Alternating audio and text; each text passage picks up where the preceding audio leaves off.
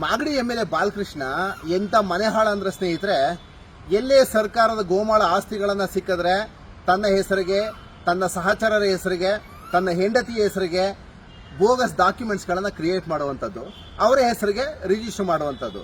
ಆಮೇಲೆ ಈ ಹಿಂದಿನ ಕಾಲದಿಂದಲೂ ಏನಾಗುತ್ತೆ, ಯಾರೋ ಒಬ್ರು ಪೊಸಿಷನ್ ಅಲ್ಲಿ ಇರ್ತಾರೆ, ಆ ಪೊಸಿಷನ್ ಅಲ್ಲಿರೋಗೆ ಫಾರ್ಮ್ ನಂಬರ್ 51, 53, 55 ಈ ಅಪ್ಲಿಕೇಶನ್ಗಳನ್ನು ಗೋಮಾಳಗಳಿಗೆ ಅಪ್ಲಿಕೇಶನ್ ಹಾಕೊಂಡು ಸಾಗುವಳಿ ಚೀಟಿಗಳನ್ನು ತಗೊಳ್ಳೋದಕ್ಕೆ ಅವ್ರಿಗೂ ಮಾಹಿತಿ ಇರಲ್ಲ.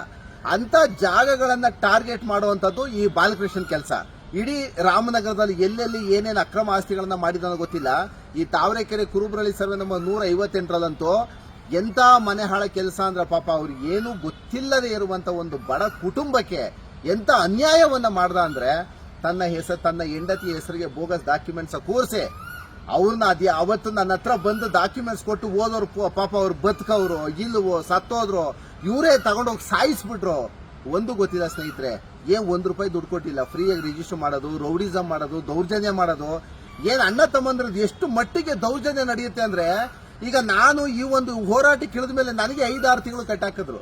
ಯಾನು ರೌಡಿಗಳ ಹತ್ರ ಫೋನ್ ಮಾಡ್ಸೋದು, ಡಿಪಾರ್ಟ್ಮೆಂಟ್ ಅವ್ರ ಹತ್ರ ಫೋನ್ ಮಾಡ್ಸೋದು, ಬಾಲಣ್ಣನ ವಿಚಾರಕ್ಕೆ ಬರೋದು. ಯಾವನ್ರಿ ಅವನು ಬಾಲಣ್ಣ ಅಂದ್ರೆ ನಿಮಗ್ ಬಾಲಣ್ಣ, ನನಗೆ ಯಾಕೆ ಬಾಲಣ್ಣ ಆಗ್ಬೇಕು ಅವನು?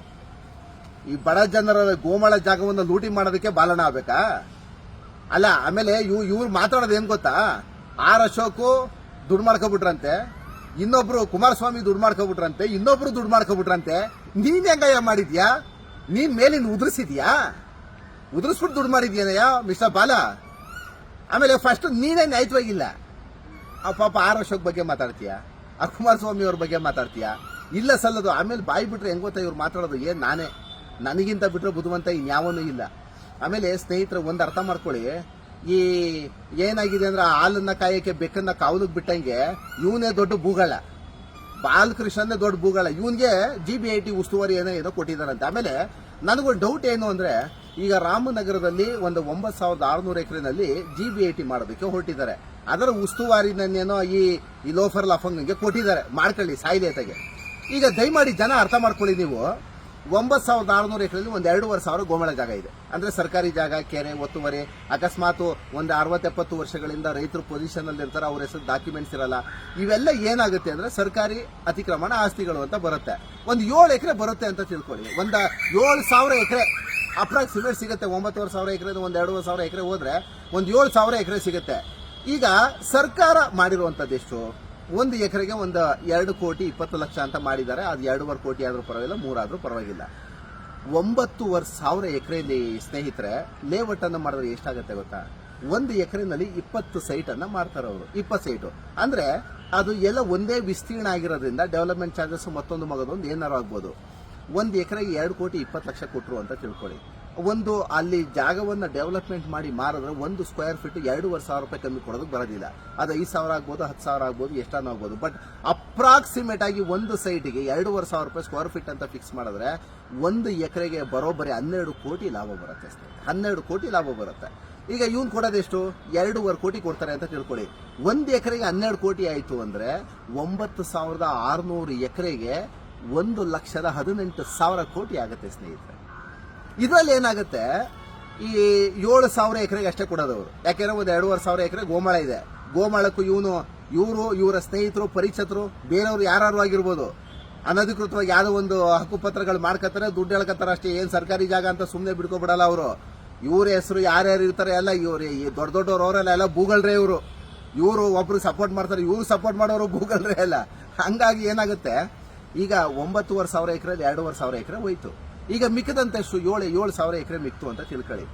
7,000 ಎಕರೆನಲ್ಲಿ ಒಂದು 2.5 ಕೋಟಿ ಕೊಡ್ತು ಅಂದ್ರೆ ಸ್ನೇಹಿತರೆ ಒಂದು ಅಪ್ರಾಕ್ಸಿಮೇಟ್ ಒಂದು 15,000 ಕೋಟಿ ಬಜೆಟ್ ಆಗುತ್ತೆ. ಒಂದು 15,000 ಕೋಟಿಯನ್ನ ನೀವು ರೈತರಿಗೆ ನೀವು ಪರಿಹಾರವನ್ನ ಕೊಟ್ಟುಬಿಟ್ರಿ. 15,000 ಕೋಟಿ ಪರಿಹಾರ ಕೊಟ್ಟ ಮೇಲೆ ಇನ್ನೊಂದು ಡೆವಲಪ್ಮೆಂಟ್ಗೆ ಅಂತ ಒಂದು 2-3,000 ಕೋಟಿ ಹೋಯ್ತು ಅಂತ ತಿಳ್ಕೊಳ್ಳಿ. ಒಂದು 18,000 ಕೋಟಿ ಹೋಯ್ತು. ಉಳಿದಂತ 1,00,000 ಕೋಟಿ ಎಲ್ದೋಗುತ್ತೆ ಅಂದ್ರೆ ನೀವು ರಾಮನಗರ ರೈತರ ಜೀವನವನ್ನ ಹಾಳು ಮಾಡಿ, ಭೂಮಿಯನ್ನ ಕಿತ್ಕೊಂಡು ರಿಯಲ್ ಎಸ್ಟೇಟ್ ಮಾಡಿ, ರಿಯಲ್ ಎಸ್ಟೇಟ್ ದಂಧೆ ಮಾಡಿ, ಒಟ್ಟಿನಲ್ಲಿ ರೈತರ ಮನೆಯನ್ನ ಹಾಳು ಮಾಡಬೇಕು ಅಂತ ನಿಂತು ಬಿಟ್ಟಿದ್ದೀರಾ. ಆಮೇಲೆ ರೈತರ ಜಮೀನನ್ನ ಕಿತ್ಕೊಂಡು ನೀವು ರಿಯಲ್ ಎಸ್ಟೇಟ್ ಮಾಡಕ್ಕೆ ಸರ್ಕಾರ ಮಾಡ್ತಾ ಇದ್ದೀರಾ. ಅಥವಾ ನೀವು ಬರೀ ದುಡ್ಡು ಮಾಡೋದಕ್ಕೆ ಅಂತ ನಿಂತಿದ್ದೀರಾ? ಸರ್ಕಾರವನ್ನು ಯಾಕೆ ರಚನೆ ಮಾಡೋದು? ರೈತರಿಗೆ, ಬಡವರಿಗೆ ಏನೋ ಒಂದು ಒಳ್ಳೇದಾಗ್ಲಿ ಅಂತ ಮಾಡುವಂಥದ್ದು. ಇನ್ನೂ ನೀವು ಏನ್ ಮಾಡಬೇಕು ಅಂದ್ರೆ ರೈತರಿಗೆ ಜಮೀನನ್ನ ಕೊಡುವಂತ ಕೆಲಸವನ್ನ ಮಾಡಬೇಕು, ವ್ಯವಸಾಯಕ್ಕೆ ಪ್ರೇರೇಪಣೆ ಮಾಡುವಂತ ಕೆಲಸವನ್ನ ಮಾಡಬೇಕು ಸರ್ಕಾರ, ಹೊರತು ರೈತರಿಂದ ಜಮೀನ್ ಕಿತ್ಕೊಳ್ಳೋದಂತೆ, ಲೇಔಟ್ ಹೊಡೆಯೋದಂತೆ. ಲೇಔಟ್ ರೀ ಉತ್ತರ ಕರ್ನಾಟಕದಲ್ಲಿ ಬಿದ್ದು ಸಾಯ್ತವೆ ಕಣ್ರಿ. ಬೆಂಗಳೂರು, ರಾಮನಗರ, ಕನಕಪುರ ಇಷ್ಟೇ ಕಾಣೋದು. ಯಾರೊಬ್ಬ MLA ಆಗಲಿ, ಯಾರೊಬ್ಬ CM ಆಗಲಿ, ಅಲ್ಲಿ ರಾಮನಗರ ಅಷ್ಟೇ ಕಾಣದ. ಆಮೇಲೆ ಈ ಮನೆ ಹಾಳು ನೋಡ್ರಿ, ಇವು ಹೆಂಗ್ ಮಾತಾಡ್ತಾರೆ ಅಂದ್ರೆ ನಮಗೆ ಯಾವ ರೀತಿ ಕಟ್ಟಾಗ್ತಾರೆ ಅಂದ್ರೆ ಬರೀ ರೌಡಿಸಮ್, ಬರೀ ಡಿಪಾರ್ಟ್ಮೆಂಟ್ ದುರುಪಯೋಗ ಅಧಿಕಾರದ ದುರುಪಯೋಗವನ್ನು ಎಷ್ಟು ಪಟ್ಟು ಮಾಡ್ಕೋತಾರೆ ಅಂದ್ರೆ ಇವ್ರ ವಿರುದ್ಧ ಯಾವನು ನಿಂತ್ಕೊಳ್ಳಂಗಿಲ್ಲ. ಯಾಕೆ ಹತ್ರ ಸಾಕ್ಬಿಡ್ತೀರಾ, ಸಾಯಿಸ್ಬಿಡ್ತೀರಾ ನನ್ನ? ಎಷ್ಟು ಮಟ್ಟಿಗೆ ಹಿಂಸೆ ಕೊಡುವುದು ಒಬ್ಬ ವ್ಯಕ್ತಿಗೆ? ಮಾಡಿರೋದು ಮನೆ ಹಾಳು ಕೆಲಸ. ಬೋಗಸ್ ಡಾಕ್ಯುಮೆಂಟ್ಸ್ ನ ಕ್ರಿಯೇಟ್ ಮಾಡ್ಕೊಬಿಟ್ರು, ರಿಜಿಸ್ಟರ್ ಮಾಡ್ಕೊಬಿಟ್ರು. ಈಗ ಎಂತಿ ಹೆಸರು ರಿಜಿಸ್ಟರ್ ಮಾಡ್ಬಿಟ್ಟಿದ್ದಾರೆ. ಇಂಥ ಬೋಗಸ್ ಡಾಕ್ಯುಮೆಂಟ್ಸ್ ನ ಇಡೀ ಮಾಗಡಿ ತಾಲೂಕಲ್ಲಿ ಎಷ್ಟೆಷ್ಟು ಕಡೆ ಮಾಡ್ಕೊಂಡಿದ್ದೀರಾ ನೀವು? ಆಯ್ತು 7 ಸಲ MLA, ನೀವು ಒಂದು 5 ಸಲ, ನಿಮ್ ತಂದೆ ಒಂದ್ 2 ಸಲ, 7 ಸಲ MLA ಆಗಿದಾರಲ್ಲ ಮಾಗಡಿನಲ್ಲಿ. ಏನು ಕಿತ್ತು ಗುಡ್ಡೆ ಹಾಕಿದಾರ ನೀವು ಮಾಗಡಿನಲ್ಲಿ? ಏನು ಮಾಡಿದಿರ ಓಲಿ? ಸ್ಕೂಲ್ ಹಂಗೆ ಇವೆ, ಗೌರ್ಮೆಂಟ್ ಸ್ಕೂಲು, ಸರ್ಕಾರಿ ಆಸ್ಪತ್ರೆಗಳು ಹಂಗೆ ಇವೆ. ರೋಡ್ ಅಂತೂ ಸತ್ತು ಕೆರ ಹಿಡಿದೋಗವೆ ರೋಡ್ಗಳು. 5 ಸಲಕ್ಕೆ ನಾನು RT ಹಾಕಿದ್ದೀನಿ. ನನಗೂ ಎಷ್ಟೆಷ್ಟು ಅನುದಾನ ಬಂದಿದೆ ಅಂತ ಗೊತ್ತು. ಅದನ್ನ ತಡ್ಕೊಳ್ಳೋ ಕೆಪಾಸಿಟಿ ಇದೆ ಓಲಿ ಇವ್ರಿಗೆ? 5 ಸಲಿಯಿಂದ ಮಾಗಡಿಗೆ ಏನು ಬಂದೇ ಇಲ್ವಾ? ಏನಾರು ಕೇಳಿದ್ರೆ ಏನಂತಾರೆ ಗೊತ್ತಾ? ಜನಗಳಿಗೆ ಏನಂತ ಹುಟ್ಟಿಸ್ತಾರೆ ಗೊತ್ತಾ? ಅಲ್ಲಿ ಆಡಳಿತ ಸರ್ಕಾರನೇ ಬೇರೆ, ನಾನು ಇಲ್ಲಿ MLA ಇರೋದೇ JDS ಅಲ್ಲಿ ಕಾಂಗ್ರೆಸ್ ಐತೆ. ಇಲ್ಲ ಇವ್ನು ಕಾಂಗ್ರೆಸ್ ಅಲ್ಲಿ ಇದ್ರೆ ಅಲ್ಲಿ JDS ಇರುತ್ತೆ, ಇಲ್ಲ BJP ಇರುತ್ತೆ. ನಾನ್ ಸುಮ್ನೆ MLA ಅಷ್ಟೇ. ಆಡಳಿತ ಸರ್ಕಾರ ಯಾವ್ದಿರುತ್ತೆ, ಫಂಡ್ ಕಮ್ಮಿ ಕೊಡ್ತಾರೆ, ಫಂಡೇ ಕೊಡಲ್ಲ ನಮ್ಗೆ ಅಂತಾರೆ. ಬಟ್ ಯಾವುದೇ MLA ಆದ್ರೂ ತನ್ನ ಕ್ಷೇತ್ರಕ್ಕೆ ಸಲ್ಲಬಹುದಾದಂತ ಸಂಭಾವನೆ ಮತ್ತು ಅನುದಾನಗಳೇನಿದೆ ಅದು ಬಂದೇ ಬರುತ್ತೆ ಸ್ನೇಹಿತರೆ. ಅದು ಕಾರ್ಯಕರ್ತರಿಗೆ ಗೊತ್ತಿಲ್ಲ. ಕಾರ್ಯಕರ್ತರಿಗೆಲ್ಲ ಏನ್ ಗೊತ್ತಾ, ಒಬ್ಬ MLA ಅಂದಮೇಲೆ ಒಂದಷ್ಟು ಜನ ಫಾಲೋವರ್ಸ್ ಖಂಡಿತ ಇರ್ತಾರೆ. ಅವರಿಗೆ ಒಳ್ಳೇದನ್ನೇ ಮಾಡ್ಬೋದು, ಕೆಟ್ಟದನ್ನೇ ಮಾಡ್ಬೋದು. ಅವರ ಸಹಾಯಕರಾಗಿರ್ಬೋದು, ಸಹಚರರಾಗಿರ್ಬೋದು, ಪರಿಚಿತರಾಗಿರ್ಬೋದು, ರಿಲೇಷನ್ಸೇ ಆಗಿರ್ಬೋದು. ಕೊನೆಗೆ ತಿಂಗಳಿಗೆ ಒಂದು 20,000, 30,000, 50,000 ಕೊಟ್ಟು ಕೆಲಸಕ್ಕೆ ಮಡಿಕೊಂಡವನೇ. ಬಡಿಯಕ್ಕೆ ಬರೀ ದೌರ್ಜನ್ಯ ಮಾಡಕ್ಕೆ ಅಂತಾನೆ ಮಡಿಕೊಂಡಿರ್ತಾರೆ. ಈಗ ಅವ್ರಿಗೆಲ್ಲ ಸಹಚರಿಗೆಲ್ಲ ನಾವೇನು ಮಾಡೋಕ್ಕಾಗಲ್ಲ, ಅದು ಅವ್ರ ಇಷ್ಟ. ಅವು ಯಾರ ಹತ್ರ ಬೇಕಾದ್ರೂ ಇರ್ಬೋದು. ಬಟ್ ನಾವ್ ಹೇಳೋದು ಹೆಂಗ್ ಗೊತ್ತಾ, ಒಳ್ಳೇದಿದ್ಯಾ ಒಳ್ಳೇದನ್ನ ಅಕ್ಸೆಪ್ಟ್ ಮಾಡಿ, ಕೆಟ್ಟದ್ ಮಾಡ್ತಾವನ್ನ ನಿರ್ದಾಕ್ಷಿಣ್ಯವಾಗಿ ಖಂಡಿಸ್ಬೇಕು. ಆ ಕೆಪಾಸಿಟಿ ಇರಬೇಕು. ಅವನು ಎಲ್ಲಾನು ಮನೆ ಹಾಳು ಮಾಡ್ಲಿ, ಬಾಲಣ್ಣ ಏನು ಮೇಲಿಂದ ಏನು ಉದುರು ಬಂದ್ಬಿಟ್ಟವನು ಅವನಂಗಾದ್ರೆ. ಇಲ್ಲಿ ಮಾಡಿರೋದೇ ಮನೆ ಹಾಳು ಕೆಲಸ. ಅದರಲ್ಲೂ ಏನ್ ಗೊತ್ತಾ, ರೌಡಿಸಮ್ ಮಾಡೋದಂತೆ, ಅವ್ನ ಯಾರನ್ನು ಹನಿ ಟ್ರ್ಯಾಪ್ ಮಾಡ್ಸೋದಂತೆ, ಹುಡುಗಿರ್ನ ಬಿಡೋದಂತೆ. ಇವೇ ತಾನೇ ಮಾಡ್ತಾ ಇರೋದು. ಅಧಿಕಾರ ಉಳಿಸ್ಕೋಬೇಕು, ಯಾವನ್ನ ಒಬ್ಬನ ಏನಾರು ಮಾಡ್ಬೇಕು ಅಂದ್ರೆ ನೀವ್ ಏನೇನ್ ಮಾಡ್ತಾ ಇದ್ದೀರಾ? ನಮ್ಮನ್ ಸದೆ ಬಡಿಯೋದಕ್ಕೆ, ಅಥವಾ ನಿಮಗೆ ಗೊತ್ತಿರೋರಿಗೆ ಯಾವ್ದಾವ್ದೋ ರೀತಿಯಾಗಿ ಸದೆ ಬಡ್ದಿರೋ, ಏನೇನ್ ಮಾಡಿದೀರಾ, ಯಾರ್ಯಾರನ್ನ ಬಿಟ್ಟಿದ್ದೀರಾ, ಯಾರ್ಯಾರು ಹುಡುಗಿರು ಬಿಟ್ಟಿದ್ದೀರಾ ಅಂತ ನಮ್ಗೆ ಗೊತ್ತು. ನಮಗೂ ಅಷ್ಟು ತಲೆ ಇರಲ್ವಾ? ಎಂತೆಂತ ಹಲ್ಕ ಕೆಲಸಗಳು ಮಾಡ್ತಾರೆ ಅಂದ್ರೆ ಸ್ನೇಹಿತರೆ, ತನಗೆ ದುಡ್ಡು ಬರಬೇಕು, ತನಗೆ ಅಧಿಕಾರ ಇರಬೇಕು. ಈ ಒಂದು ಅಧಿಕಾರವನ್ನು ಉಳಿಸ್ಕೊಳ್ಳೋದಕ್ಕೆ ಯಾವ ಮಟ್ಟದ ರಾಜಕೀಯಕ್ಕೆ ಬೇಕಾದ್ರೂ ಇಳಿತಾರೆ ಇವರು, ಅಂತ ಮನೆ ಹಾಳರು.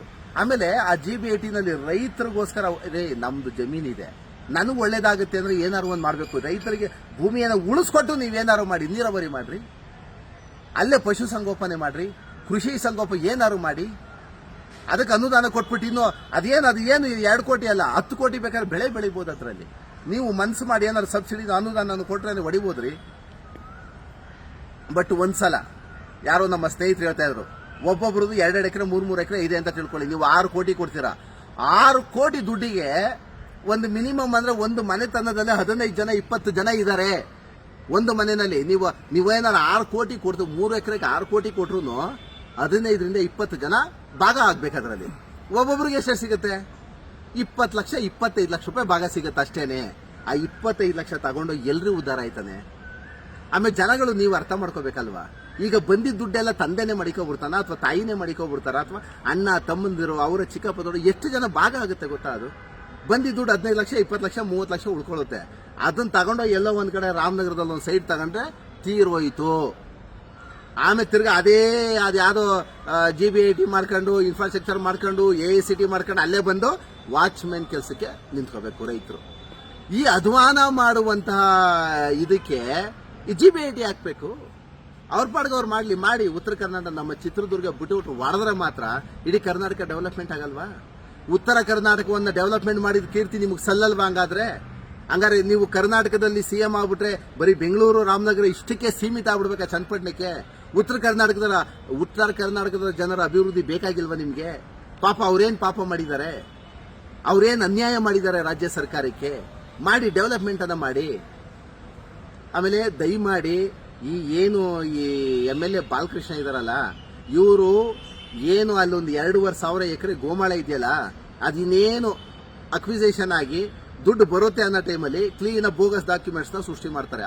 ಅವ್ರ ಹೆಸರಿಗೆ, ಅವರ ಕಾರ್ಯಕರ್ತರ ಹೆಸರಿಗೆ ಎಲ್ಲ 4 ಎಕರೆ ಹಕ್ಕುಪತ್ರ ಮಾಡಿಸ್ತಾರೆ, RTC ಕುಂಡಿಸ್ಕೋತಾರೆ, ಸರಿಯಾಗಿ 1,000 ಎಕರೆ ಮುಂಡ ಇಕ್ತಾರೆ. 1,000 ಎಕರೆ ಅಂದ್ರೆ 2,000 ಕೋಟಿ 3,000 ಕೋಟಿ ಮುಂಡ. ಇದು GBIT ಯೋಜನೆ ಅಲ್ಲ, ಮುಂಡ ಇಕ್ಕ ಅಂತ ಯೋಜನೆ ಇದು. ಇದೇನಾಗುತ್ತಂದ್ರೆ ಜನಗಳಿಗೆ ಒಳ್ಳೇದಾಗತ್ತಾ? ಈಗ ಅದರಲ್ಲಿ ಫಸ್ಟ್ ಅಲ್ಲಿ ನಾವು ಹೇಳೋದು, ಫಸ್ಟ್ ನೋಟಿಫಿಕೇಶನ್ ಮಾಡಿದಾಗ 9,600 ಎಕರೆನಲ್ಲಿ 2,600 ಇಂದ 2,700 ಎಕರೆ ಸರ್ಕಾರಿ ಖರಾಬಿದೆ, ಸರ್ಕಾರಿ ಜಾಗ ಇದೆ ಅಂತ ಹೇಳಿದ್ರು ಅವರು. ಬಟ್ ಈಗ ಸೆಕೆಂಡ್ ನೋಟಿಫಿಕೇಶನ್ 600 ಎಕರೆ 700 ಎಕರೆ ಅಂತಾರಂತೆ. ಈ 2,000 ಎಕರೆ ಎಲ್ಲೋಯ್ತು? ಈ ಮುಂಡೆ ಇಕ್ಕೋರು ಅವರಲ್ಲ, ಡಾಕ್ಯುಮೆಂಟ್ಸ್ ಕ್ರಿಯೇಟ್ ಮಾಡೋದ್ರಲ್ಲಿ A1 ಇವರು ಕ್ರಿಯೇಟರ್ಗಳು, ಇವರು ಡಾಕ್ಯುಮೆಂಟ್ಸ್ ಕ್ರಿಯೇಟ್ ಮಾಡೋದ್ರಲ್ಲಿ ಕ್ಲೀನ್ ಆಗಿ ಅವ್ರ ಹೆಸರಿಗೆ RTC ಕುಂಡಿಸ್ಕೋತಾರೆ, ತಗೋತಾರೆ ಅಕ್ವಿಸೇಷನ್ ಅಮೌಂಟ್ ಅನ್ನ. ಈ ರೀತಿ ಅನ್ಯಾಯವನ್ನ ಮಾಡಿ ರೈತರ ಮನೆಯನ್ನ ಹಾಳಿ ಯಾಕ್ರಿ ಮಾಡ್ತೀರಾ? ನಾನು ಮಾನ್ಯ DK ಶಿವಕುಮಾರ್ ಹತ್ರ, ಮಾನ್ಯ ಮುಖ್ಯಮಂತ್ರಿಗಳವ್ರ ಹತ್ರ ಕೇಳ್ಕೊಳ್ಳೋದೇನಂದ್ರೆ, ಇಂಥ ಮನೆ ಹಾಳರಿಗೆ ಮಿನಿಸ್ಟರ್ ಪೋಸ್ಟ್ ಮಾತ್ರ ಕೊಡಬೇಡಿ. ಇವನಿನ್ನು ಬರೀ ಮಾಗಡಿನಲ್ಲಿ ಮಾತ್ರ ಲೂಟಿ ಮಾಡ್ತಿರೋದು. ಮಾಗಡಿ, ನಮ್ ಕುಂಬ್ಳಗೋಡು, ಬಿಡದಿ, ನಮ್ ಜ್ಞಾನ ಭಾರತಿ ಈ ಕಡೆ ಎಲ್ಲ ಮುಂಡೆ ಇಕ್ತಾರದು. ನೀವೇನಾದ್ರು ಮಿಸ್ ಆಗಿ ಮಿನಿಸ್ಟರ್ಗಿರಿ ಕೊಟ್ಬಿಟ್ರೆ ಮಾತ್ರ ಇಡೀ ಕರ್ನಾಟಕದಲ್ಲಿ ಎಲ್ಲೆಲ್ಲಿ ಗೋಮಾಳ ಇರುತ್ತೆ ಎಲ್ಲಾ ಕಡೆ ನುಂಗು ನೀರು ಕುಡಿದು ಬಿಡ್ತಾರೆ ಅವರು. ಯಾಕಂದ್ರೆ ಏನು ಅಭಿವೃದ್ಧಿ ಇಲ್ಲ, 8 ಆಣೆ ಅಭಿವೃದ್ಧಿ ಇದೆಯಲ್ಲ ರೀ ಮಾಗಡಿಲಿ. ಮಾಗಡಿ ಹೋಗ್ಬಿಟ್ಟು ಒಂದು ರೌಂಡ್ ಹಾಕೋ ಬಂದು ಏನ್ರಿ ಮಾಡವ್ರೆ? ಅದ್ಯಾವುದೋ ಒಂದು ರೋಡ್ ಆಗುತ್ತೆ ಅಂದ್ರೆ ರೋಡ್ಗೆ ಎಷ್ಟೆಷ್ಟು ಅನುದಾನ ಬರ್ತದೆ? ಗ್ರಾಮ ಪಂಚಾಯತಿ ಬರ್ತದೆ, ತಾಲೂಕ್ ಪಂಚಾಯತಿ ಐತೆ, ಜಿಲ್ಲಾ ಪಂಚಾಯತಿ ಐತೆ, MLA ಫಂಡ್ ಐತೆ, CM ಫಂಡ್ ಐತೆ, PM ಫಂಡ್ ಐತೆ. ಏನು ಒಂದು ರೋಡ್ ಅಂದ್ರೆ ಒಂದೇ ಬಂದ್ಬಿಡ್ತದೆ. ಯಾವುದೋ ಒಂದು ಅನುದಾನದಲ್ಲಿ ಒಂದು ರೋಡ್ ಮಾಡಿದ್ರೆ ಇನ್ನು 25 ವರ್ಷ ನುಂಗು ನೀರು ಕುಡ್ದವ್ರೆ. ಅದರಲ್ಲಿ ಒಂದು ಅನುದಾನ ಇಲ್ಲ, ಒಂದು ರೋಡ್ ಇಲ್ಲ, ಒಂದು ಶೌಚಾಲಯ ಇಲ್ಲ, ಒಂದು ಸ್ಕೂಲ್ ಇಲ್ಲ, ಹಾಸ್ಪಿಟ್ಲ್ ಇಲ್ಲ. ಏನಾದ್ರು ನಿಮಗೆ ಒಂದು ಜನ ನಿಮ್ಮನ್ನ ಕ್ಷೇತ್ರದಿಂದ ಆಯ್ಕೆ ಮಾಡಿದ್ದಾರೆ ಅಂದ್ರೆ ಒಂದು ಒಳ್ಳೆ ಕೆಲಸ ಏನಾದ್ರು ಮಾಡಿದಿರಲ್ರಿ? ಅಲ್ಲೆಲ್ಲ ಹೋಗೋದು, ಪಾರ್ಕಲ್ಲಿ ಒಂದು ಸೀಟ್ ಹಾಕೋದು, ಅಲ್ಲೇ ಯಾವುದೋ ಹೋಗೋದು, ಯಾವುದೋ ಒಂದು ಡೆವಲಪ್ಮೆಂಟ್ ಮಾಡೋದು, ಜನಗಳಿಗೆ ಬೇಕಾಗಿರೋ ಅಂಥದ್ದು ಏನಾದ್ರು ಮಾಡಿದ್ದೀರಾ? ನಿಮಗೆ ತಾಕತ್ತಿದ್ರೆ ಅದನ್ನು ಮಾಡಬೇಕು. ಎದುರಿಸ್ಕೊಂಡು ನೀವು ಅಧಿಕಾರಕ್ಕೆ ಬಂದಾಗಿಂದ ಬರೀ ಸರ್ಕಾರಿ ಗೋಮಾಳ ನುಂಗು ನೀರು ಕುಡಿದಿರೋದು ಬಿಟ್ಟು ಇನ್ನೇನು ಮಾಡಿಲ್ಲ. ಇಂಥವ್ರಿಗೆ ಮಿನಿಸ್ಟರ್ ಪೋಸ್ಟ್ ಅನ್ನ ಮಾತ್ರ ಕೊಡಬೇಡಿ. ಆಮೇಲೆ ದಯಮಾಡಿ ಇವತ್ತಿಂದಾನೆ ನಾನು ಮಾನ್ಯ DC ಜಗದೀಶ್ ಅವ್ರ ಹತ್ರ ಆಗಲಿ, ನಮ್ಮ ಎಲ್ಲ ಇಡೀ ಸರ್ಕಾರದಲ್ಲಿ ನಾನು ಮನವಿ ಮಾಡುವಂಥದ್ದು, ಇಮ್ಮಿಡಿಯೇಟ್ ನಾನು ಅಪ್ಲಿಕೇಶನ್ ಹಾಕ್ತೀನಿ, ಇವ್ರ ಮೇಲೆ ಸುಮೋಟೋ FIR ಅನ್ನು ಹಾಕಿ ಜೈಲಿಗೆ ಹಾಕುವಂಥ ಕೆಲಸವನ್ನ ಇಮ್ಮಿಡಿಯೇಟ್ ಮಾಡಬೇಕು ಅಂತ ನಾನು ಮಾನ್ಯ ಸರ್ಕಾರದಲ್ಲಿ, ಮತ್ತೆ ನಾನು ಎಲ್ಲ ಶಾಸಕಾಂಗದ ಸದಸ್ಯರು ಏನಿದ್ದಾರೆ ಎಲ್ಲ MLAಗಳಲ್ಲಿ ನಾನು ಮನವಿ ಮಾಡುವಂಥದ್ದು, ಇದನ್ನೇ ಎನ್ಕ್ವೈರಿಗೆ ಹಾಕಿಸಿ. ಫಸ್ಟ್ ನನಗೆ ಎಷ್ಟು ಮಟ್ಟಿಗೆ ಹಿಂಸೆ ಕೊಡ್ತಾರೆ ಅಂದ್ರೆ, ಯಾವುದೋ ಒಬ್ಬ ಸಾರ್ವಜನಿಕ, ಯಾರೋ ಒಬ್ಬ ಹೋರಾಟಗಾರ ಬಂದು ಈ ತರ ಹೋರಾಟ ಮಾಡ್ತಾನೆ, ಸಮಾಜದ ಒಳಿತಿಗಾಗಿ ಹೋರಾಟ ಮಾಡ್ತಾನೆ ಅಂದ್ರೆ ಮಾಡಬಾರ್ದು ಹಿಂಸೆ ಕೊಡೋದು. ಯಾರು ಸಹಿಸ್ಕೋತಾರೆ ಇವೆಲ್ಲ? ಆಮೇಲೆ ನೀ ಏನ್ ಮಾಡಿದ್ರು ಬಿಡಲ್ಲ, ನಾನು ನಿನ್ನ ಜೈಲ್ಗೆ ಕಳ್ಸಗಂಟ ಬಿಡಲ್ಲ. ನನ್ನನ್ನು ಏನ್ ಸಾಯಿಸ್ಬಿಡ್ತೀಯಾ? ಕೊನೆಯಾಗೇನು ಒಂದು ಹೊಡೆದಾಕಿಸ್ಬಿಡ್ತೀಯ? ನಾನು ಪ್ರಾಣ ಹೊಂಟೋದ್ರು ನಿನ್ನನ್ನು ಮಾತ್ರ ಬಿಡಲ್ಲ. ಯಾಕೆ ಅಷ್ಟು ಹಿಂಸೆ ಕೊಟ್ಟಿದೆಯಲ್ಲ ನನಗೆ? ನಾನು ನಿನ್ನನ್ನಂತೂ ಯಾವುದೇ ಕಾರಣಕ್ಕೂ ಬಿಡಲ್ಲ ಬಾಲ. ನಿನ್ನನ್ನ ಈ ಡಾಕ್ಯುಮೆಂಟ್ಸ್ ಇಟ್ಕೊಂಡು ನಿನ್ನ ನಿಮ್ಮ ಮನೆಯವ್ರ ಜೈಲಿಗೆ ಕಳಿಸಗಂಟನು ನಾನು ಬಿಡಲ್ಲ. ಅದೇನಾರು ಆಗ್ಬೇಡಿ. ಥ್ಯಾಂಕ್ ಯು ಸ್ನೇಹಿತರೆ.